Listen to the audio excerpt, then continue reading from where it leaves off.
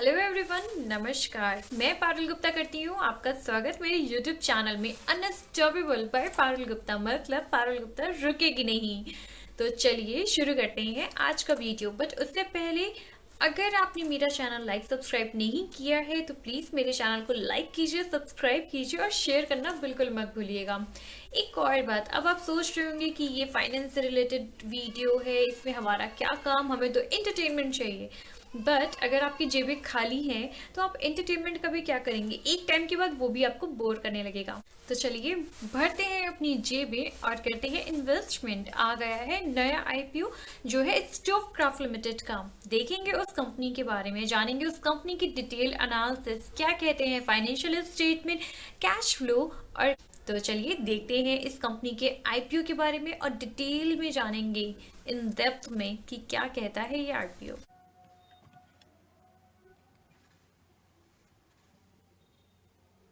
तो चलिए हम आ चुके हैं अपने डेस्कटॉप की स्क्रीन पे और देख लेते हैं स्टोवक्राफ्ट लिमिटेड कंपनी का आईपीओ क्या कहता है।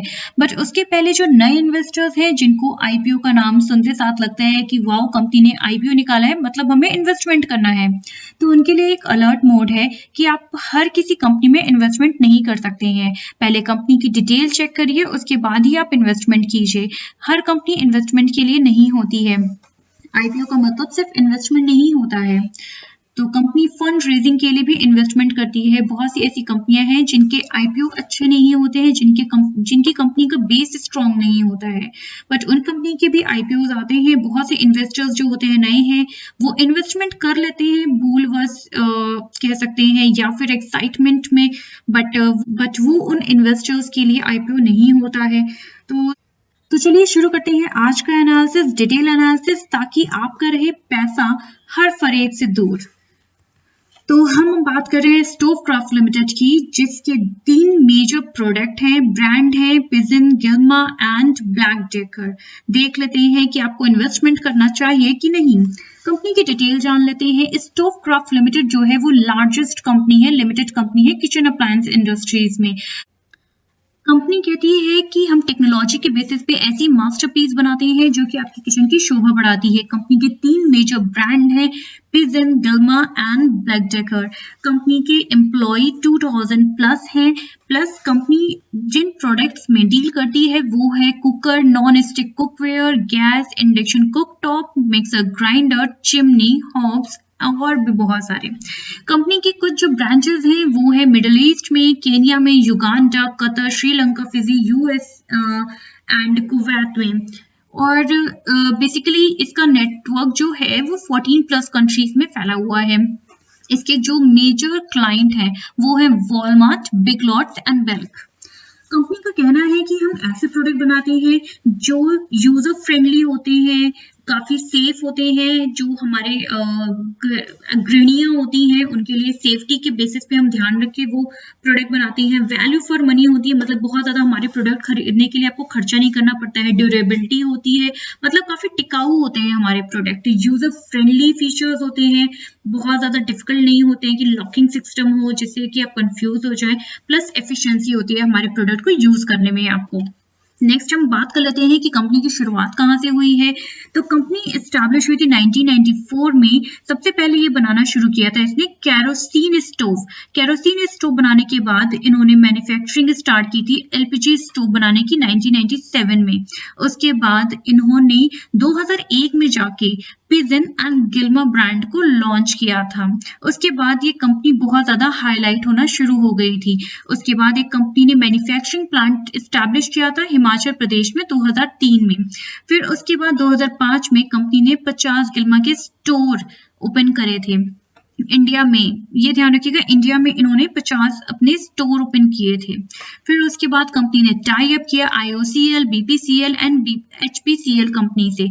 उसके बाद कंपनी ने एक और मैन्युफैक्चरिंग प्लांट एस्टैब्लिश किया बैंगलोर में, जो कि बहुत काफी बड़ा प्लांट है। उसके बाद कंपनी ने अपनी ग्रोथ पे काफी ज्यादा ध्यान दिया। फिर इनको सबसे बड़ा ऑर्डर मिला था अमेरिका की 3 कंपनियों से कुकवेयर बनाने का। बेसिकली वो ऑर्डर मिला था इनको वॉलमार्ट, बेल्क एंड बिग लॉट से, जो कि इनके लिए प्लस पॉइंट साबित हुआ था। इस कंपनी के जो प्रमोटर हैं वो राजेंद्र गांधी एंड सुनीता राजेंद्र गांधी हैं। नेक्स्ट हम देख लेते हैं कि कंपनी कहाँ कहाँ फैली हुई है। तो जैसे कि अभी हमने देखा, कंपनी 14 प्लस देशों में फैली हुई है और 34,000 डीलर हैं इनके इंडिया के अंदर ही, प्लस 660 प्रोडक्ट पोर्टफोलियो है। यानी कि अगर आप इनके पोर्टफोलियो चेक करें, प्रोडक्ट की बात हम कर रहे हैं, portfolio, product portfolio, it means product कितने हैं इनके, तो 660 प्लस इनके प्रोडक्ट मार्केट में है, प्लस 2000 से ज्यादा human capital. Human capital it means employing के 2000 से ज्यादा इनके यहाँ एम्प्लॉय काम करते हैं। नेक्स्ट हम बात कर लेते हैं इनके विजन मिशन के बारे में। कंपनी का कहना है कि हमारा विजन है ग्लोबल। नेक्स्ट हम बात कर लेते हैं कंपनी के विजन के बारे में। कंपनी का कहना है कि हमारा विजन जो है वो ग्लोबल ब्रांड बनना है, जो कि हर एक कंपनी का होता है। मिशन की बात कर लेते हैं तो कंपनी का मिशन है कि हम ऐसे प्रोडक्ट बनाना चाहते हैं जो काफी इनोवेटिव हो, यूजर फ्रेंडली हो और क्वालिटी में नंबर 1 हो। तो आई थिंक इन्होंने जो मिशन रखा है वो काफी फेयर इनफ है। कंपनी ने अपनी एक टैग लाइन बनाई है कि we are every kitchen's maker dream. तो बहुत ही अट्रैक्टिव लाइन है। और इसके साथ आपने बहुत से लोगों को ये भी कहते हुए सुना होगा, Stovekraft limited is one of the largest kitchen appliance supplier in India, और ये बिल्कुल सही है। नेक्स्ट बात कर लेते हैं इनकी की स्ट्रेंथ की। इनकी की स्ट्रेंथ है कि ये वेल ऑर्गेनाइज्ड है। आप इनके स्टोर पे जाएंगे तो एक ही जगह पे आपको सारे प्रोडक्ट मिल जाएंगे, चिमनी से लेके आपकी गैस स्टोव और भी बहुत सारे प्रोडक्ट आपको कुकर सब मिल जाएंगे। उसके बाद ये अवार्ड विनिंग है। इनके जो प्रोडक्ट के पोर्टफोलियो है वो अवार्ड विनिंग पोर्टफोलियो है, प्लस स्ट्रॉन्ग मैन्युफैक्चरिंग कैपेबिलिटी है इनकी। इनके जो प्रोफेशनल मैनेजमेंट टीम है वो काफी अच्छी है। स्टॉक ट्रैक रिकॉर्ड रहा है इनका, फाइनेंशियल स्टेबिलिटी रही है, प्लस ये इनका नेटवर्क काफी वाइडली फैला हुआ है। और सबसे बड़ी बात है ये इंक्रीज करते हैं एक्सपोर्ट में, कंटिन्यू ये इंक्रीज कर रहे हैं अपना एक्सपोर्ट। नेक्स्ट ये financial statement and balance sheet मैंने आपके रेफरेंस के लिए लगाई है, तो प्लीज आप स्क्रीन रोक के, वीडियो रोक के स्क्रीनशॉट आप इसका ले सकते हैं। यहाँ पे फाइनेंशियल स्टेटमेंट है, कैश फ्लो स्टेटमेंट है। तो चलिए अब हम शॉर्ट में बात करते हैं इसके ग्रोथ की। तो 2018, 2019, 2020 में फाइनेंशियल ईयर की हम बात करते हैं तो यहाँ पे रेवेन्यू है 5345.80 और ये कंटिन्यू इंक्रीज हो रहा है। आप देखेंगे 2018 से 2020 तक ये कंटिन्यू इंक्रीज हुआ है। फिर उसके बाद अगर आप प्रॉफिट की बात करें तो प्रॉफिट में थोड़ी डिसिमिलैरिटीज रही है, मतलब प्रॉफिट इंक्रीज डिक्रीज दोनों हुए हैं और वो भी बहुत ही ज्यादा स्पीड के साथ, जो अनबिलीवेबल है। अगर हम ईपीएस की बात करें तो 2020 यानी मार्च 2020 में जो इनका ईपीएस था, ईपीएस मतलब अर्निंग पर शेयर, वो था 1.05, बट यही 6 महीने बाद सितंबर 2020 तक इनका ईपीएस बढ़ के 19.14 हो गया था, जो सरप्राइजिंगली अनबिलीवेबल है।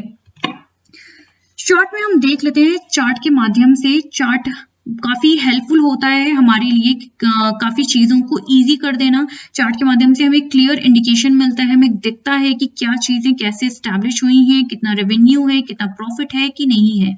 तो चलिए शुरू करते हैं। ये जो येलो पिलर है ये आपको रेवेन्यू का दिख रहा होगा, ये जो रेड पिलर है ये आपको प्रॉफिट का दिख रहा है, ठीक है। तो पहले हम रेवेन्यू की बात कर लेते हैं। तो कंपनी का रेवेन्यू हमेशा इंक्रीज ही हुआ है। चाहे 2018 की बात करें तो 2018 में 5346.80 था रेवेन्यू इनका, वहीं 2019 में बढ़ के 6425.90 करोड़ हो गया था। वहीं 2020 एंड में, फाइनेंशियल ईयर एंड में 6729.10 करोड़ था। और वहीं अगर हम सितंबर एंड की बात करें 2020 तो वो 3295 करोड़, जो कि अगर आप ये फाइनेंशियल ईयर एंड होगा तो तब तक ये 6000 समथिंग कुछ हो जाएगा रेवेन्यू। अब हम बात कर लेते हैं प्रॉफिट की। प्रॉफिट आफ्टर टैक्स की हम बात कर रहे हैं, यानी टैक्स घटाने के बाद प्रॉफिट कितना हुआ।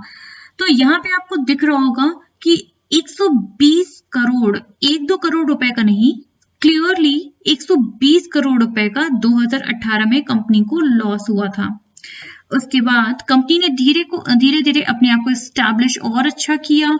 कंपनी का जो लॉस था, जो कि 120 करोड़ का था, वो कम होके अब उनका प्रॉफिट में टर्न हो गया, वो हो गया 7.3 करोड़। यानी 120 जहां लॉस हो रहा था वहीं इन्होंने 2019 में 7.3 करोड़ का प्रॉफिट गेन कर लिया। प्लस अब यहाँ पे आप डेट और आंकड़े दोनों पे ध्यान दीजिएगा क्योंकि बहुत ही इंपॉर्टेंट पॉइंट है।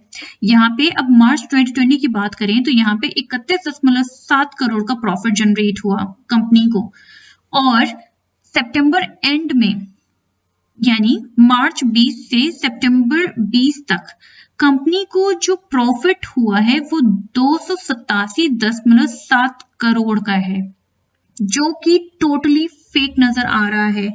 जहां कोरोना टाइम था, किचन अप्लायंसेस लोग नहीं खरीद रहे थे, वहीं कंपनी को इतना ज्यादा प्रॉफिट हो जाना, और वो भी 2 साल में कंपनी ने अपने लॉस, जो कि कंपनी लॉस में जा रही थी, जहां आईपीओ होने वाला है, तो कंपनी का इतना हैवी प्रॉफिट कहां से जनरेट हो गया, और वो भी किचन अप्लायंस बनाने वाली कंपनी को इतना ज्यादा प्रॉफिट कहां से हो गया। ये सोचने वाली बात है, ये ऐसा रियल में तो हो ही नहीं सकता है। अगर आप ग्रोसरी की कंपनी की बात करते तो ये बिल्कुल समझ में आता है कि ठीक है, ग्रोसरी है, बिकती है, हमेशा लोगों की जरूरत है, लेकिन किचन अप्लायंस हमेशा लोगों की जरूरत नहीं होती है। लोग अपने जो जहाँ इतना ज्यादा पैंडेमिक था कोरोना का, उसमें अगर कंपनी इतना ज्यादा प्रॉफिट शो कर रही है, वो भी मार्च से लेकर सितंबर तक, तो आप समझ सकते हैं कि ये कितना जाली आंकड़ा है। अगर आपने चैनल लाइक सब्सक्राइब शेयर नहीं किया है, भूल गए हैं, तो प्लीज़ मैं आपको याद दिला देती हूँ कि चैनल को लाइक कीजिए, सब्सक्राइब कीजिए और शेयर ज़रूर कीजिए अपने दोस्तों के साथ। शुक्रिया।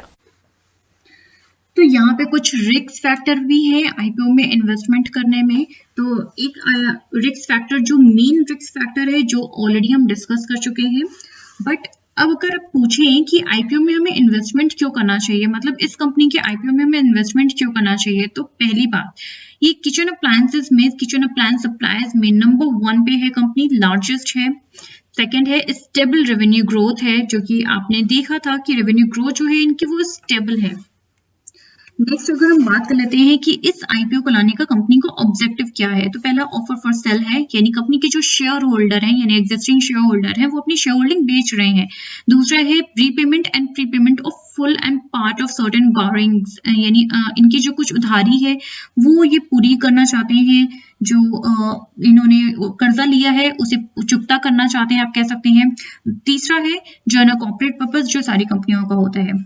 अगर हम बात करें प्रमोटर्स की होल्डिंग की, तो इस आईपीओ के आने के पहले प्रमोटर्स की जो होल्डिंग है 61.31% है। नेक्स्ट हम बात कर लेते हैं कि आईपीओ की डेट क्या है, तो 25 जनवरी से 28 जनवरी तक आईपीओ की डेट है, यानी 25 जनवरी से आप ले सकते हैं और 28 जनवरी को आईपीओ क्लोज हो जाएगा। फेस वैल्यू क्या है, 10 रुपए पर शेयर है। आईपीओ प्राइस बैंड क्या है, 384 से 385 पर शेयर आईपीओ प्राइस बैंड है, जो कि बिल्कुल इररिलेवेंट है। इश्यू साइज क्या है, 412.63 करोड़ है इश्यू साइज। फ्रेश इश्यूज कितने हैं, 95 करोड़ के, जबकि ऑफर फॉर सेल, यानी कि एग्जिस्टिंग जो कंपनी के शेयर होल्डर है वो अपने शेयर बेच रहे हैं, तो उससे 317.6 करोड़ जो पैसे हैं वो जनरेट होंगे। तीसरा है आईपीओ की लॉट साइज क्या है, यानी आपको 38 शेयर खरीदने कंपल्सरी है। आप आईपीओ में 1-2 शेयर नहीं खरीद सकते हैं। यहाँ पे इस कंपनी के आईपीओ में आपको 38 शेयर खरीदने जरूरी है। इसका मतलब 14,600 समथिंग कुछ रुपए, 14,630 रुपए आपको अपनी जेब से निकालने पड़ेंगे अगर आप इस कंपनी के आईपीओ खरीदने में इंटरेस्टेड है तो। लीड मैनेजर कौन है, एडलवेस फाइनेंशियल, जो कि बहुत ही नामी गिरानी कंपनी है। JP financial listing BSc and NSC दोनों में होगा। नेक्स्ट हम बात कर लेते हैं फाइनलाइज कब होगा, बेसिक ऑफ अलॉटमेंट कब होगा, यानी कि आप कब पता चलेगा कि आपको इस कंपनी का शेयर मिल गया है, तो वो आपको 2 फरवरी को पता चलेगा कि इस कंपनी का शेयर आपको अलॉट हुआ है कि नहीं। तीसरा है पॉइंट इनिशिएशन ऑफ रिफंड, यानी कब तक आपके अकाउंट में पैसे रिफंड हो जाएंगे, जो ब्लॉक किए हुए अमाउंट होता है वो कब तक रिलीज हो जाएगा, वो 3 फरवरी तक रिलीज हो जाएगा। Credit of share to demat account, कब तक शेयर जो है वो आपके डीमेट अकाउंट में आ जाएंगे। डीमेट अकाउंट में तभी शेयर आएंगे जबकि आपके पास डीमेट अकाउंट होगा। आईपीओ में बिडिंग करने के लिए आपके पास डीमेट अकाउंट होना कंपल्सरी है। तो यहाँ पे नीचे मैं एक लिंक शेयर कर रही हूँ डिस्क्रिप्शन में, आप चाहें तो उस लिंक को यूज करके एक डीमेट अकाउंट ओपन करवा सकते हैं। तो 4 तारीख को 4 फरवरी को आपके अकाउंट में, आपके डीमेट अकाउंट में शेयर्स आ जाएंगे। आईपीओ शेयर लिस्टिंग डेट है, यानी आईपीओ कब लिस्ट होगा, वो 5 फरवरी को आईपीओ लिस्ट हो जाएगा। तो यहाँ अब हम बात कर लेते हैं कि क्या इस आईपीओ में आपको इन्वेस्टमेंट करना चाहिए कि नहीं। तो अगर आप मेरी राय माने तो इस आईपीओ को आप भूल जाएं, इस आईपीओ की तरफ आप भूल के भी ना देखें, क्योंकि अगर आप इसमें आईपीओ में इन्वेस्टमेंट करेंगे, जिस दिन ये आईपीओ लिस्ट होगा उस दिन से कंटिन्यू इसके शेयर के दाम गिरेंगे, कभी ये ऊपर अभी नहीं उठ पाएगा, क्योंकि कंपनी की वो कंडीशन नहीं है। फाइनेंशियल स्टेटमेंट कंपनी के क्लियर बता रहे हैं कि कंपनी लॉस में गुजर रही थी, फिर भी कंपनी ने फेक डाटा दिखाया है कि उसको 2020 सितंबर एंड तक काफी ज्यादा प्रॉफिट हुआ है, वो भी ह्यूज अमाउंट में प्रॉफिट। ये नहीं कि 1-2 करोड़, ये भी नहीं कि 10 करोड़, 217 करोड़ का वो प्रॉफिट दिखा रहे हैं। सो ये टोटली फेक आंकड़ा है। तो अगर आप हमारी राय माने तो इस आईपीओ में इन्वेस्टमेंट करना आपके लिए मतलब मुसीबत को दावत देना है, अपना इन्वेस्टमेंट वेस्ट करना है, अपनी हार्ट एंड मनी को वेस्ट करना है। तो इस आईपीओ को भूल जाइए। हाँ, बट अगर आपने मेरा चैनल लाइक, सब्सक्राइब, शेयर अभी तक नहीं किया है तो वो जरूर कर दीजिएगा, क्योंकि ये भूलने की चीज नहीं है। बहुत मेहनत से वीडियो बनता है। अगर आपको पसंद आए तो प्लीज लाइक, शेयर, कमेंट जरूर कीजिएगा। हो सकता है आपके मतलब का ये वीडियो ना हो, बट कोई भी इंसान अगर इंटरेस्टेड है आईपीओ में इन्वेस्टमेंट करने में, शेयर मार्केट में, तो इट मे भी शायद उसके लिए रिलेवेंट हो। तो प्लीज शेयर जरूर कीजिए। चलिए, इस वीडियो के लिए इतना ही। तब तक के लिए शुक्रिया।